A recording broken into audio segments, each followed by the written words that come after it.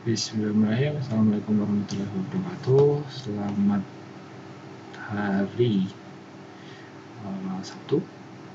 Jadi video ini direcord hari Sabtu tanggal 11 April 2020 dan video ini akan digunakan sebagai materi untuk perkuliahan di minggu depan atau 1 minggu ke depan, yang harapannya teman-teman bisa mempelajari dari video ini hal-hal mengenai tata cara atau bagaimana caranya teman-teman bisa melakukan analisis sikap atau hukum dari aturan dari dan etika di dunia IT dan dunia bisnis. Oke, kita masuk ke materinya terlebih dahulu. Yang tadi saya bilang pada mata kuliah Information Technology Ethics Regulation and Safety Law kali ini kita akan melakukan pembelajaran menganalisis sikap atau hukum dari aturan-aturan dan etika pada dunia IT dan dunia bisnis. Untuk capaian pembelajarannya adalah teman-teman diharapkan dapat menganalisis sikap atau hukum dari hubungan antara aturan dan etika IT dengan aturan bidang bisnis. Nah, kemarin kan kita sudah mempelajari tentang hubungan dari kedua aturan tersebut. Nah, sekarang kita tinggal menganalisis bagaimana sih sikap yang muncul dari hubungan-hubungan aturan yang sudah teman-teman buat. Nah, materi yang akan diajarkan yang pertama kita sedikit mengulang lagi mengenai aturan IT dan aturan bisnis itu apa dan hubungannya. Kita akan langsung saja nanti menuju ke hubungannya. Dan yang berikutnya adalah sikap yang muncul dari hubungan keduanya. Nah, jadi teman-teman nanti akan mendapat sedikit gambaran mengenai sikap yang muncul dari kedua hubungan aturan yang saya contohkan nanti. Oke, langsung saja. Sebelum kita mulai, kita akan mengulang kembali mengenai aspek kesadaran hukum. Jadi kesadaran hukum itu apa? Di sini menurut Profesor Sujono Soekarto ada 4 indikator yang membentuk kesadaran hukum secara berurutan. Jadi tahap demi tahap, teman-teman nggak bisa langsung loncat dari tahap 1 ke tahap 4 atau dari tahap 2 langsung tahap 4 dan seterusnya seperti itu. Jadi teman-teman harus mengikuti 1, 2, 3 sampai 4 sehingga nanti pun saat mengerjakan analisis ini pun urutannya harus sesuai dengan 4 indikator tersebut. Oke, indikator yang pertama adalah pengetahuan hukum. Nah, seperti yang sudah dijelaskan sebelumnya di materi tentang pendidikan di dunia bisnis pun sama. Harapannya teman-teman itu harus tahu dulu mengenai pengetahuan hukum dari aturan-aturan yang teman-teman sudah sebutkan di hubungan yang pertemuan kemarin. Jadi setiap pasalnya, setiap ayatnya teman-teman harus tahu dulu apa sih pengetahuan hukum ini. Merupakan pengetahuan seorang berkenaan dengan perilaku tertentu yang diatur oleh hukum tertulis. Jadi aturan yang teman-teman buat nanti pasti ada perilakunya. Nah, di sini hal yang ditekankan adalah tentang apa yang dilarang dan apa yang diperbolehkan. Jadi teman-teman harus tahu tiap ayat atau pasal tersebut itu membolehkan teman-teman melakukan apa atau sebaliknya tidak memperbolehkan teman-teman untuk melakukan hal apa. Nah, ini nanti pasti akan beda-beda kan ya perspektifnya, karena di sini dikatakan sebagai pengetahuan seseorang. Jadi teman-teman tidak bisa bilang saya dan si A itu sama pengetahuannya, belum tentu, pasti ada sedikit perbedaan walaupun secara dasarnya adalah sama. Oke, langsung saja ke yang kedua. Mengenai aspek kesadaran hukum yang kedua adalah pemahaman dari hukum itu sendiri atau aturan yang teman-teman pahami dari aspek apa saja. Nah, di sini pemahaman hukum yang diharapkan adalah sejumlah informasi yang dimiliki oleh seseorang mengenai yang pertama isi dari aturan tersebut, yang kedua adalah mengenai tujuan dari aturan tersebut dibuat seperti apa oleh masing-masing dan manfaat yang didapatkan oleh seseorang dari peraturan tersebut. Nah, jadi setelah tadi teman-teman dikatakan aturan ini memperbolehkan saya melakukan ini, lalu aturan ini tidak memperbolehkan saya untuk melakukan ini. Nah, setelah teman-teman itu tahu atau memiliki pengetahuan akan hukum itu, nah selanjutnya teman-teman harus memahami apa sih isi dari aturan tersebut. Nah, jangan-jangan isinya nanti belum sesuai dengan apa yang teman-teman dapatkan dari pengetahuan hukum tadi, atau mungkin pengetahuan hukum teman-teman itu salah setelah teman-teman mengetahui isinya. Jadi harapannya setelah teman-teman mempunyai gambaran tentang hukum aturan yang ada di situ untuk apa, memperbolehkan apa dan tidak memperbolehkan apa. Selanjutnya adalah teman-teman tahu isinya, mengetahui tujuannya, dan mengetahui manfaatnya.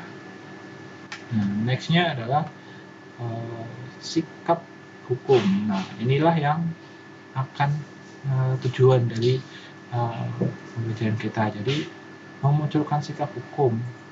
Nah, sikap hukum itu berarti apa?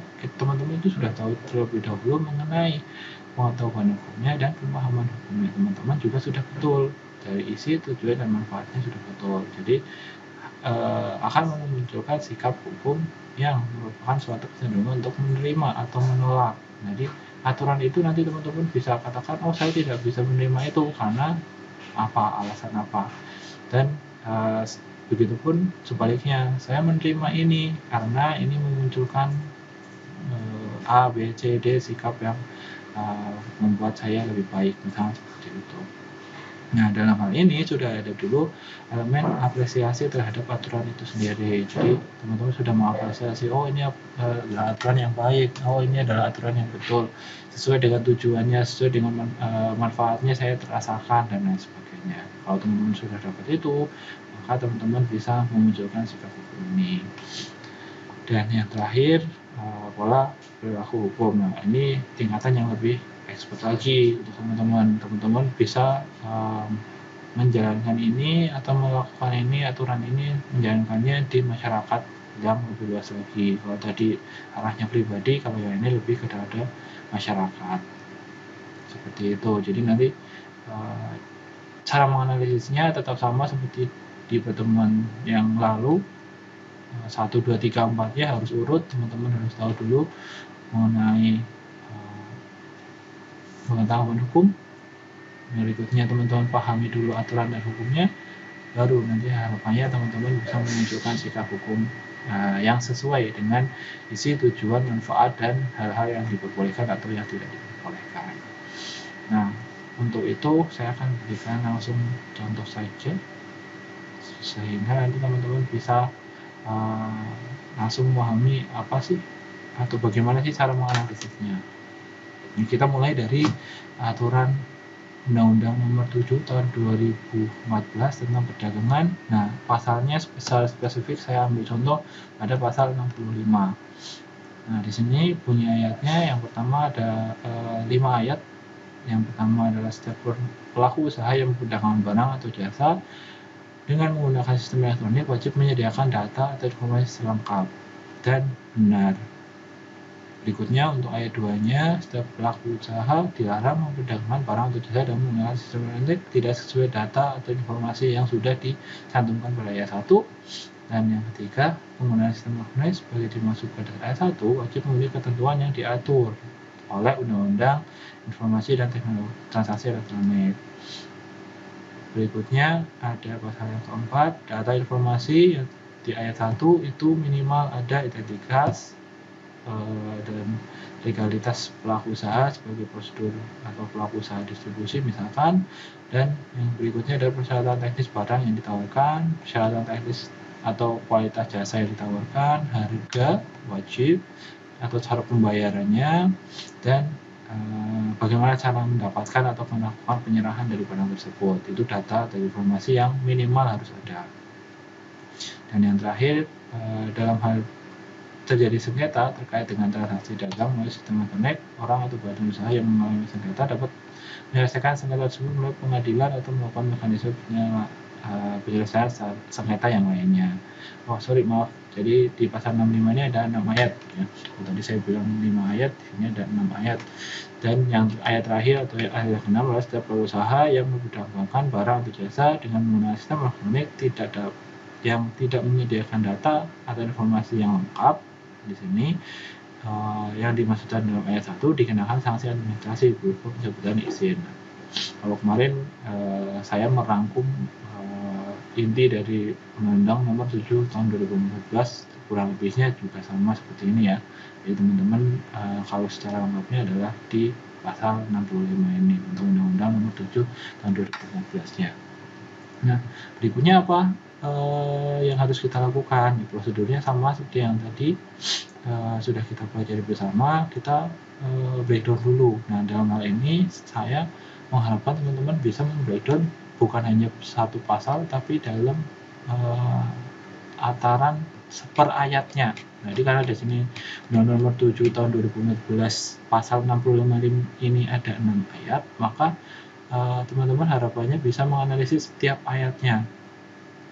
Di sini diperlihatkan, saya berikan contoh pada ayat 1 di pasal 65. Jadi untuk memudahkannya saya membantu dengan menggunakan tabel seperti ini. Mungkin teman-teman nanti bisa membuatnya dalam bentuk paragraf ataupun mencontoh tabel seperti ini pun tidak masalah. Nah, di sini hal apa yang harus dituliskan? Yang pertama pasti ayatnya, karena teman-teman akan menganalisis ayat tersebut, ayat seperti itu. Nah, nanti apa hal yang berikutnya? Yang kedua adalah pengetahuan akan hukumnya. Pengetahuan akan hukumnya diisi dengan pasti adalah hal yang diperbolehkan dan hal yang dilarang. Di sini saya analisis untuk ayat 1 di pasal 65 ini, hal yang diperbolehkan adalah menyampaikan data informasi secara lengkap. Jadi harus menyampaikan data dan informasinya secara lengkap dan benar sebenarnya ya. Masih ada sedikit tambahan lagi. Nanti mungkin teman-teman bisa lengkapi lebih bagus lagi. Dan hal yang dilarang adalah menghilangkan informasi atau data mengenai barang atau jasa yang diperdagangkan. Dan di sini untuk contoh analisis dari pemahaman hukum yang ada pada pasal 65 ayat 1 ini, untuk isinya berisi, untuk ayat 1 khususnya adalah berisi kewajiban pelaku usaha dalam proses memperdagangkan barang atau jasa. Jadi kewajiban-kewajiban seperti apa sih yang harus dilakukan, khususnya untuk pelaku usaha yang menggunakan transaksi elektronik di dalamnya. Lalu tujuannya adalah menjaga transparansi perdagangan. Jadi di sini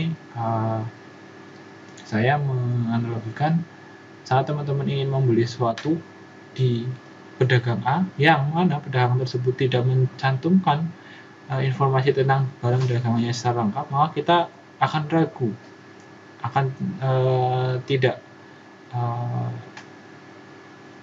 kita bisa bilangnya mantap dalam membeli barang tersebut, walaupun barangnya itu adalah barang yang kita inginkan. Tapi kalau misalnya informasinya tidak lengkap, datanya tidak valid, bahkan ada sedikit perbedaan antara toko satu dan toko yang lainnya, nah itu pasti akan menjadi kita ragu untuk membeli. Nah, apalagi ini adalah transaksinya melalui transaksi elektronik, itu sangat berbahaya sekali.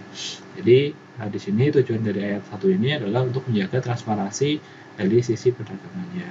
Dan manfaat apa yang didapat? Nah, di sini saya ambil dari sisi pelanggan, di mana bagi pelanggan maka kita tahu informasi dan data atau dari barang atau jasa yang akan kita beli. Nah, ini nanti bisa teman-teman tambahkan dari perspektif penjual, dari perspektif pemilik toko misalkan, karena kita saat melakukan perdagangan online pasti platformnya jarang sekali yang menggunakan platform milik kita sendiri, kecuali memang platformnya adalah milik kita sendiri. Nanti tidak perlu menambahkan dari sisi perspektif pemilik toko, karena pemilik tokonya ya si pemilik barang itu sendiri. Oke, ini adalah analisis yang contoh yang bisa saya sampaikan. Mungkin nanti teman-teman bisa lebih meningkatkan lagi, karena masih ada 5 ayat lagi ya, karena di sini saya hanya mencontohkan 1 ayat. Nah, berikutnya kita akan masuk ke undang-undang yang basicnya adalah dari sisi dunia IT. Nah, saya ambil contoh di sini adalah Undang-Undang Nomor 11 Tahun 2008 tentang ITE, atau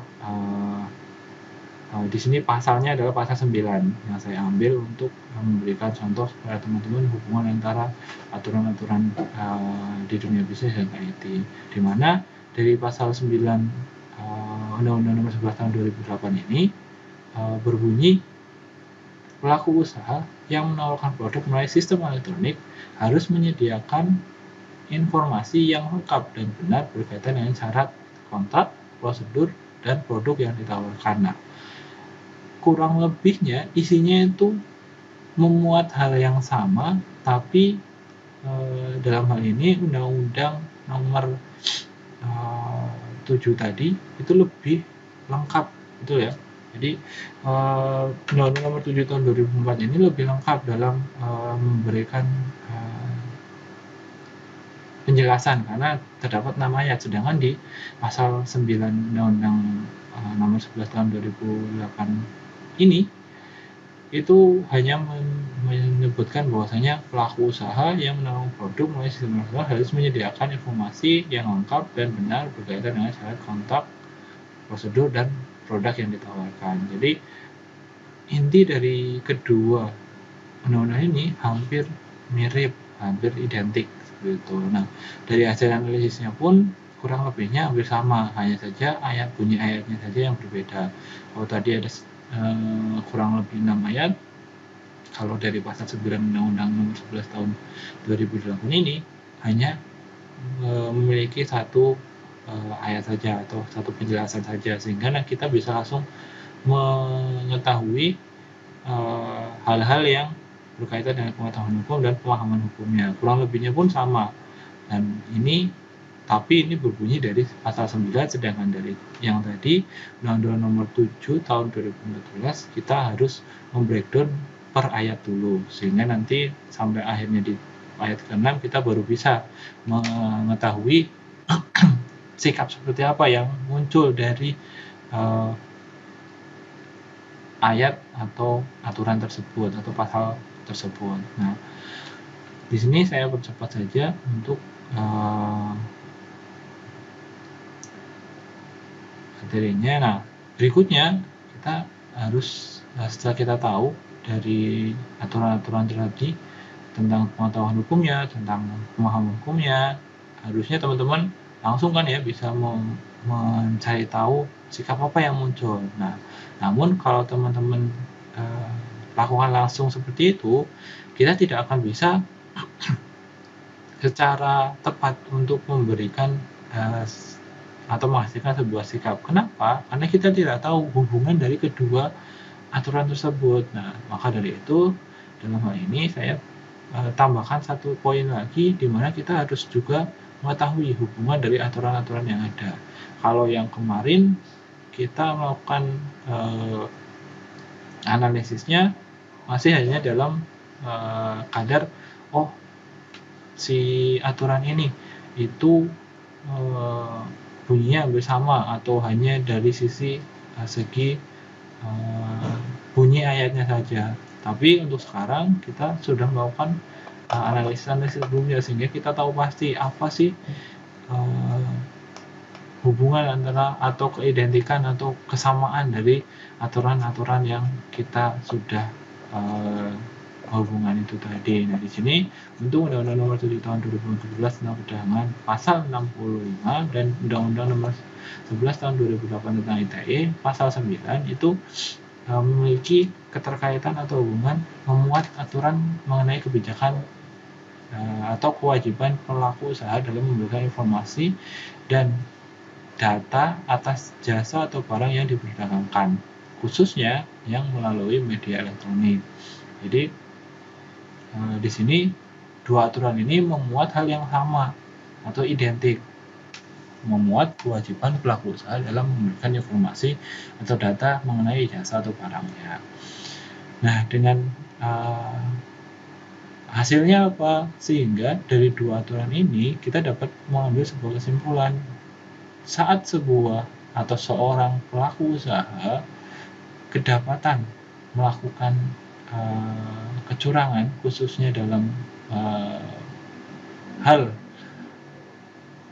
memberikan informasi atau data mengenai jasa atau barangnya yang diperdagangkan oleh pelaku usaha tersebut, kita bisa menjerat pelaku usaha tersebut dengan 2 pasal secara bersamaan, atau melaporkannya dengan pasal Undang-Undang Nomor 7 Tahun 2006 pasal 65 dan pasal 9 dari Undang-Undang Nomor 11 Tahun 2008. Nah, dari situ nanti akan muncul hukuman, karena di setiap undang-undang pasti akan mengatur mengenai hukuman atau denda yang diberikan kepada pelanggar atas aturan tersebut. Nah, kita bisa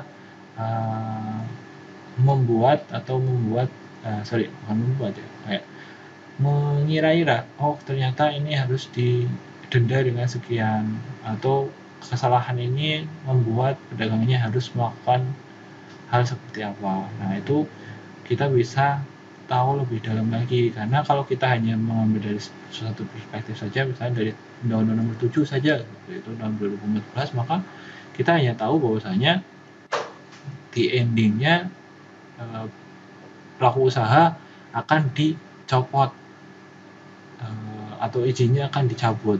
Sedangkan untuk Undang-Undang ITE ada denda yang mungkin lebih tinggi, karena ada denda kurungannya, ada denda secara perdatanya atau secara keuangannya. Jadi kita bisa memberikan opsi, oh ini denda untuk atau hukuman untuk si pelanggar dari aturan-aturan ini seperti apa. Bisa jadi kedua-duanya bisa dilakukan, atau mungkin salah satu yang lebih berat yang akan ditimpakan kepada pelaku usaha tersebut. Nah, jadi hukumannya adalah itu. Nah, setelah kita tahu hubungannya dari kedua aturan tersebut, maka kita gampangnya sebagai calon pelaku usaha, jika kita melakukan usaha, gampangnya seperti itu, maka kita akan jadi punya apa sih, atau menumbuhkan sikap apa pada kita. Nah, disinilah hal ini akan muncul. Nah, di sini sikap atau hukum yang dimaksud atau yang akan muncul akhirnya dari hubungan dua aturan tersebut adalah cara lebih mudahnya kita bilang, oh saat saya akan menjadi seorang pelaku usaha, maka saya harus teliti, khususnya dalam menyampaikan informasi atau data barang atau jasa yang kita perdagangkan, apalagi jika informasi atau barang dan jasanya itu akan diperdagangkan di sistem elektronik seperti itu. Karena tadi ada dua aturan yang bisa menjerat kita untuk mendapatkan hukuman dari kedua pasal tersebut atau dua aturan tersebut. Berikutnya adalah sikap kejujuran dari pelaku usaha itu dalam menyampaikan informasi tentunya, karena di sini yang ditekankan adalah penyampaian informasi atau data dari barang atau jasa yang kita akan dagangkan.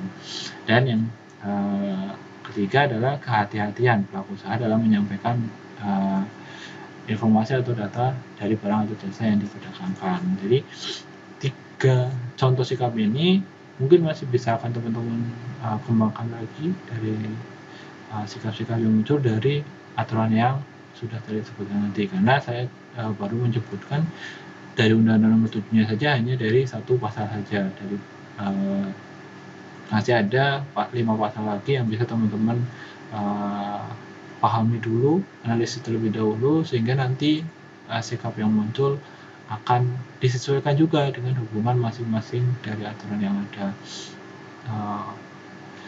Ini itu saja dari materi yang hari ini bisa saya sampaikan.